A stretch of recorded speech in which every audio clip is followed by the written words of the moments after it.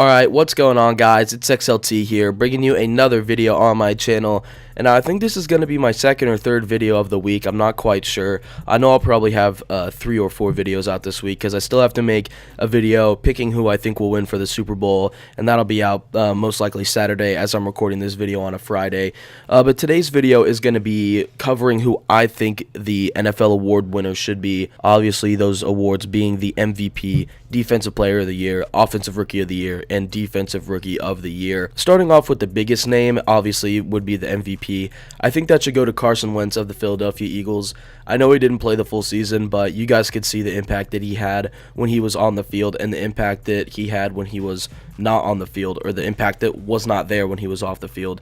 He finished the season with 3,296 yards, 33 touchdowns, and 7 interceptions, and also finished with a 101.9 passer rating, which is out of 153.8. Like I said, he only played 13 games, but you could see in the games that he played, you know, they only lost, I think, 2 games that he was actually played in. I think Nick Foles lost 1 game, and that was to the Cowboys in the final game of the season when they lost 0-6. But Carson Wentz obviously made huge improvements and huge strides in his game from his rookie season to this season. Also, the coaching change from whoever it was before, I'm not entirely sure, but whoever was there the year before, and now it being Doug Peterson. Obviously, he's an offensive mind, and it helped him succeed a lot better in the system that he was running. Obviously, they went out and got Jay Ajayi via a trade, which was stolen from the Dolphins. They only gave them a 4th-round pick, which I think was an absolute steal. They got Alshon Jeffrey in free agency. They got Torrey Smith in free agency. They just got a lot of guys to help Carson Wentz come into his own role and help him be more successful as a quarterback, and I think that contributed a lot to his game. Obviously, 33 touchdowns and 7 interceptions is a very good ratio to have. I think Tom Brady only had 1 more touchdown and 1 more interception, and he throws the ball a lot more than Carson Wentz does. So I think that Carson Wentz's impact is not he had a huge impact on his team. Obviously, they had the 14th pick in the draft last year, and I don't think they had a sub 500 record in his rookie year, and Pennsylvania was the new, hype. Everybody's like, oh, Pennsylvania, and then he kind of died down as the season went along because they realized, okay, he's a rookie quarterback, he's not as good as we want him to be. But he kind of had the opposite of what a lot of rookie quarterbacks experience. He struggled a little bit his rookie year and then had a sophomore breakout season when a lot of players, they have breakout rookie seasons. Then you worry about, oh my gosh, are they going to hit that sophomore slump? Are they going to, slow down? And that's what happened to guys like RG3 and Andrew Luck had it a little bit. But Carson Wentz seemed to improve more and more as the offseason went on going into this year, and as the season went on this year. He just looked to be, in my opinion, probably the best quarterback in the NFL, and there was no question about it. He was making some insane plays week in and week out, putting his body on the line to help his team win the game, and I think that encapsulates everything that an MVP should be. Alright, so now we're going to be talking about who I think deserves to win the NFL Defensive Player of the Year. There's a lot of guys that you can make cases for, like Calais Campbell, DeMarcus Lawrence, because of how successful they were rushing the passer. Jalen Ramsey had an outstanding season. He just shuts down any weapon that you need him to. Every time he goes out on the field, he's a lockdown corner. You have guys like Aaron Donald, who are just beasts in every facet of the word in terms of getting pass rush numbers, sacks, tackles, run stops, all that kind of stuff. There's a dark horse candidate that I don't think a lot of people are talking about, and that's Harrison Smith from the Minnesota Vikings. His stats on the season were 78 tackles, 1.5 sacks, 12 passes defended, 5 interceptions, and he was the #1 graded safety on Pro Football Focus with a grade of 98.4, which is absolutely insane to finish out a season graded that high. That's one of the highest grades I think they've ever given out for a final season, or for a final season grade in the history of their entire company. So that's very good to see that he was that effective this season. And I know his numbers aren't insane or anything like that, but just the way that they used him in that Vikings defense kind of dumbs down his numbers a little bit. I think he would have had way more numbers, but he wouldn't have been as effective if they would have played him just strictly at the free safety position. They moved him around. They would play him at free safety in a cover 2 or a cover 4 look. They'd play him 1 high safety in a cover 3 look, or a cover 2 or a cover 1 man. They would play him at middle linebacker and have him cover the middle of the field. They would play him at outside linebacker and have him cover flats. They'd play him at D end and have him just rush the passer in some packages, but just the ability for him to move around a ton in that Vikings defense really shows how versatile and effective he was, and how able he was to still be successful even though he wasn't just playing strictly the free safety position or strictly the cornerback position or strictly, you know, like defensive tackle or anything like that. His ability to move around adds a lot more value to him than I think it's somebody who just plays one certain position. Like, if they're great at that position, then that's really good. But if you have somebody you can move around pretty much the entire field, I think that adds a lot more value, and that's why I think Harrison Smith should be the Defensive Player of the Year. Alright, so moving on from the Defensive Player of the Year and the MVP, we're going to be transferring over to the rookies, Offensive and Defensive Rookie of the Year awards. And I think we should just start on the offensive side of the ball, because that's the side of the ball that people care about the most.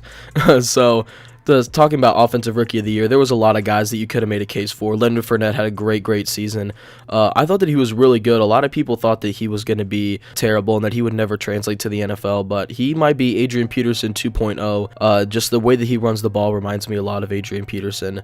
Not saying that he's going to be, you know, that good, but he has the potential to be very good in the NFL. You had guys like Juju Smith-Schuster, Cooper Kupp, who were two wide receivers that had very good seasons, and I think have the potential to be some of the better wide receivers in the NFL come the next 5-6 seasons. You have guys like Alvin Kamara and Kareem Hunt, who were both mid-round running backs who I think stood out amongst the entire NFL. Kareem Hunt led the league in rushing, and Alvin Kamara was the #1 receiving back in the NFL.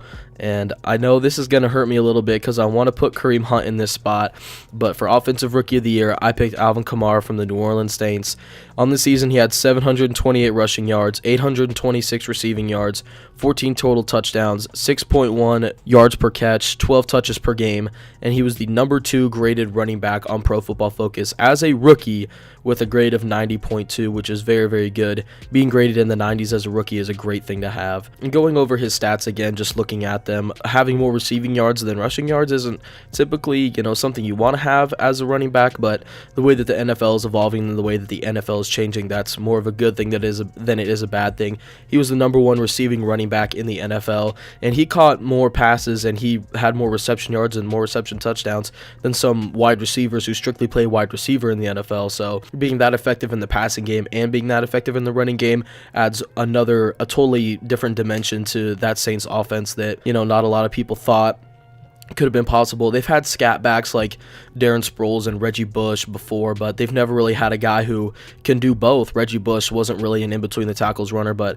Alvin Kamara is a physical runner. He likes contact, but he does not looking for it. He's not waving his hand at people to come hit him like Leonard Fournette is. But I think just Alvin Kamara had a great rookie season. I thought that Kareem Hunt was making a case for himself. He had, I think Kareem Hunt had more total scrimmage yards, but Alvin Kamara, just the way that he affected the game in both aspects with running and receiving the ball, I think just adds another dimension and another layer to why I think he should be the Offensive Rookie of the Year.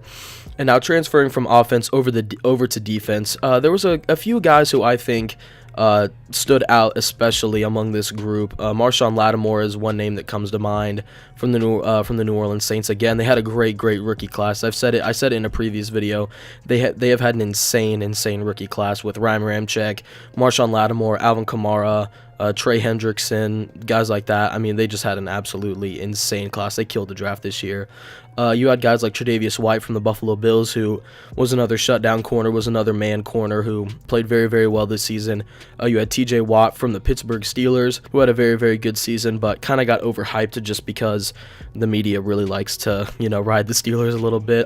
You had some defensive tackles that had really good seasons. You had DJ Reader for the Texans.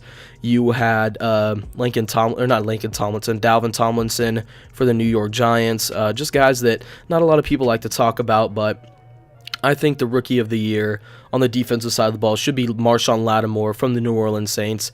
On the season, 52 tackles, 18 passes defended, 5 interceptions, 1 touchdown, and he was the #4 rated cornerback on Pro Football Focus as a rookie, another Saints rookie rated in the top 5 of their position with a grade of 90.5, which is very good at the cornerback position. Not a lot of guys have grades that are higher than that, as told by his #4 ranking, but he just had a very good season. I don't think he played until the 3rd week of the season.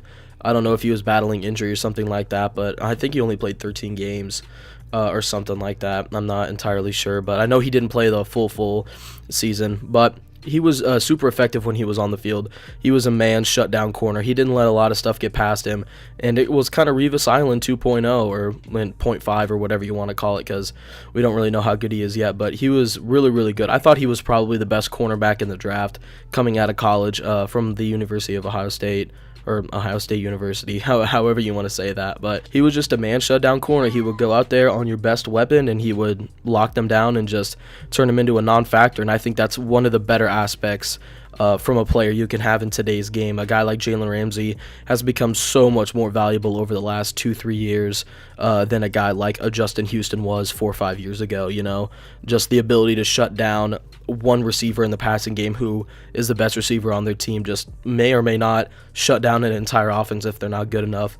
Also, another stat from Marshawn Lattimore, he allowed the lowest passer rating the entire season. So when a quarterback threw to him, he allowed the lowest passer rating, and I think it was like a 40.2 or a 45.3 passer rating allowed to his side this season. At one point in one game or like a stretch of games, I think he only allowed like a 23 passer rating to his side, or when the ball was thrown to him. So that's absolutely insane that a guy this young can come in and shut down one side of the field or one player entirely for just the entirety of a game and the entirety of a season, as it has shown by me picking him to be the defensive rookie of the year. But yeah, that's going to wrap up the video, guys. Those are my predictions. MVP, Carson Wentz. Defensive Player of the Year, Harrison Smith. Offensive Rookie, Alvin Kamara. Defensive Rookie, Marshawn Lattimore. Let me know what you think down in the comments section below, whether you think I'm right or I'm wrong. The time I'm recording this video is about Friday, so I'll probably be uploading it around the time that the NFL awards start. So if you see this video, you can tell me, oh, you were wrong, you were so wrong, and I'll probably say, yeah, I was, because I may or may not be, but I've got a gut feeling that these guys are very good players, and I think that they have a very good chance to win their respective awards. But yeah, this has been XLT signing out.